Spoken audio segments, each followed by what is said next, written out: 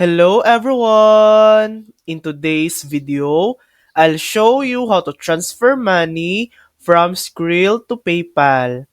First, open the Skrill app or website and tap Withdraw.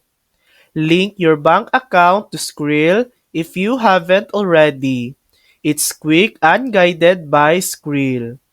Withdraw the money from Skrill to your bank account. Next, open the PayPal app and tap PayPal balance and add money. Enter the amount you just withdraw from Skrill. Choose your linked bank account and add the money. And that's it. Your Skrill funds are now in your PayPal account. And that's how to transfer money from Skrill to PayPal. Thanks for watching! If this video helped you, please like and subscribe for more helpful tutorials.